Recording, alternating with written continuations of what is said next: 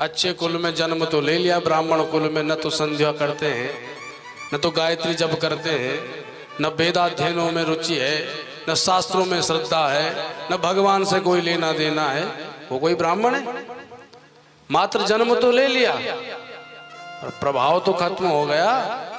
जैसे शेर है, जिस सिंह की गर्जना पर बड़े बड़े हिंसक जानवर पलायन कर जाते हैं जंगल से, वही शेर जब सर्कस वालों के द्वारा पकड़ लिया जाता है तो सर्कस वाला हंटर घुमाते हैं और वही शेर साइकिल चलाता है। वो कहते हैं बैठ जा, तो बैठ जाता है, क्योंकि अपने स्वरूप को बिल्कुल भूल गया। अब कुत्ते की तरह तुम हिला रहा है। ठीक इसी प्रकार से जो अपने स्वरूप को भूले बैठे हैं, न संध्या करना है, न जप करना है, न पाठ करना है, न वेदाध्ययन करना है, न कोई मतलब ही नहीं शास्त्रों से। अरे शास्त्रों की बात छिड़ जाए तो शास्त्रों को काटने के लिए आ जाते हैं। ऐसे ब्राह्मण भी किस काम के भैया?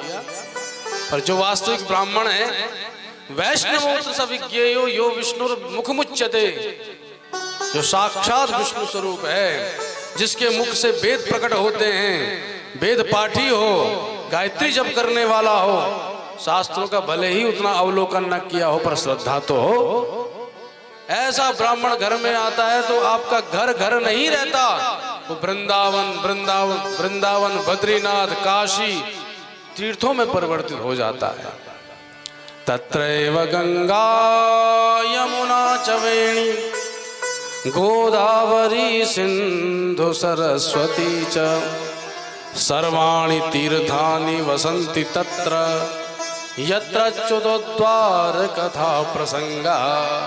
जहाँ ब्राह्मण आते हैं, संत महापुरुष आते हैं और प्रभु की दिव्य कथा सुधा में जीवों को अवगाहन कराते हैं, फिर वो घर नहीं रहता, क्योंकि वहाँ गंगा यमुना वैत्रवती गंडकी न जाने कितनी कितनी पवित्र नदियाँ प्रकट हो जाती हैं, इसलिए वो घर तीर्थ स्वरूप हो जाता है। और जिस घर में ब्राह्मण नहीं आते, संत नहीं आते, संतों का चरणों तक जिस घर में नहीं गिरा, ब्राह्मणों की जहाँ सेवा नहीं हुई, वो घर कैसा है? शास्त्र कहता है, श्रीमद् भागवत में ही वर्णन है कि व्यालालय द्रुमावेते प्यरिक्ताखिल संपद यद गृहास्तीर्थ पादीय पाद तीर्थ विवर्जिता।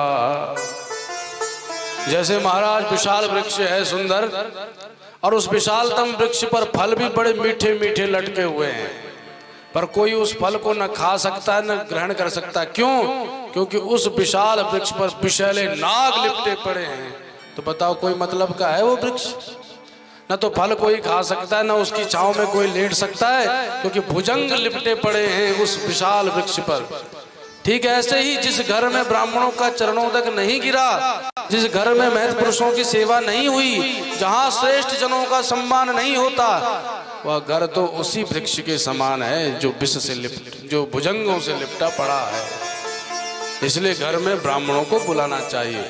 यशोदा मैया की यही विशेषता है कि जब जब लाला के जीवन में संकट आया कि ब्राह्मणों को निमंत्रण दिया और ब्राह्मणों ने स्वस्ति घोष किया, तब जाके मैया की चैन में चैन आई। बोल वृंदावन बिहारी लाल की जय। इस प्रकार से भगवान की दिव्यतम लीलाएं हुई। अब एक दिन की बात, भगवान अपने घर में खेल रहे थे।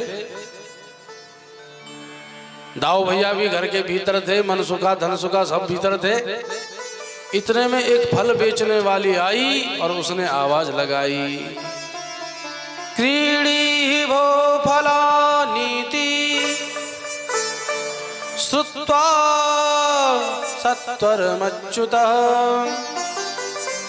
फलार्थी धान्यमादाय ययौ सर्व फल प्रदा। फल ले लो, फल ले लो, सेब ले लो, अनार ले लो। फल बेचने वाली आई।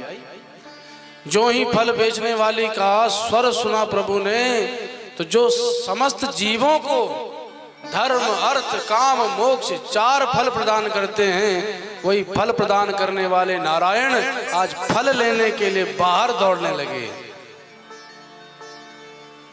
जैसे ही बाहर कन्हैया आए और दूर से फल वाली को देखा, दौड़ते हुए चले गए फिर से घर के भीतर। और घर में रखा था कट्टा, बोरी, जिसमें चावल भरे पड़े थे। अपने दोनों हाथ चावल में डुबाए और जितने दाने हाथ में आ गए उसी को लेकर के बाहर भाग गए।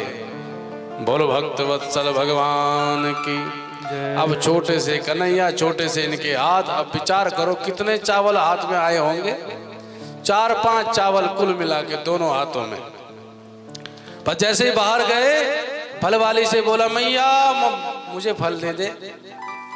अब प्रभु का जो ही दर्शन किया उस फल वाली ने, निहाल हो गई। इतना अद्भुत प्रभु का सौंदर्य है।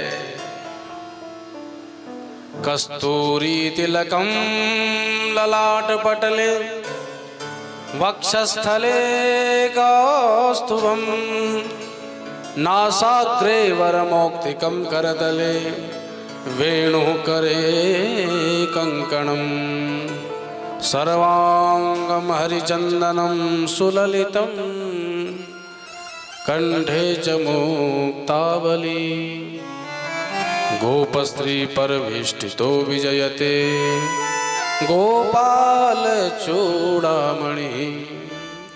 भगवान श्री कृष्ण का दिव्य पीतांबर पहना हुआ है। आहा, वैजंती माला घुटनों से नीचे तक लटक रही है।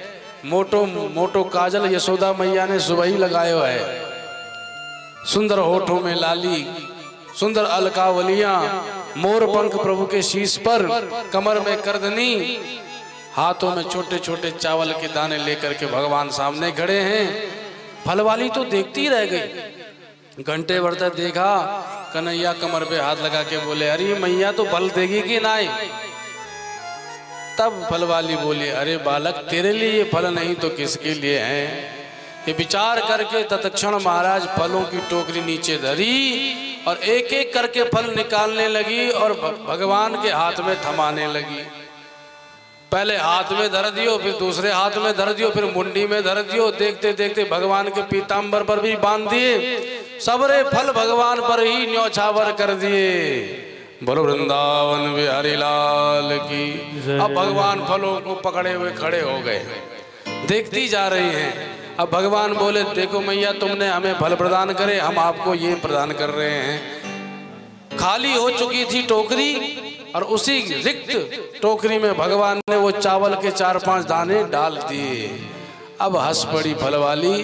इस लाला को देखो, कितना अबोध है, कितना सच्चा बच्चा है कि इतने सारे फलों के बदले में 4-5 चावल के दाने दे रहा है। इसको लगता है मैंने मोल चुका दिया।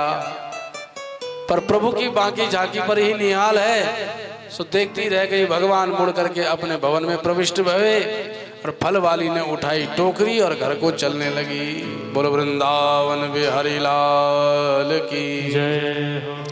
पर जैसे जैसे घर को जाने लगी, फल की टोकरी भारी रहने लगी। अरे मेरे टोकरी में तो कुछ फल है नहीं, फिर ये भारी क्यों हो रही है। जैसे जैसे घर की तरफ बड़ी भारी होती चली गई, फिर विचार करने लगी थक गई होंगी इसलिए भारी लग रही है। पर घर में जाकर के जो ही टोकरी उतारी तो क्या देखा, फल विक्रयणी तस्य च्युत धान्यम करद्वयम फलेर पूरयद रत्ने फल भांड मपूरी चा। टोकरी जो ही नीचे धरी, उस टोकरी में बहुमूल्य रत्न बिखरे पड़े थे। ऐसे रत्न जो बड़े परिश्रम के बाद प्राप्त होते हैं। लबालब टोकरी भरी पड़ी है। समझ गई जो लाला मैंने देखा था वो कोई साधारण नहीं था, साक्षात भगवान ही था। प्रभु का गुणगान करने लगी।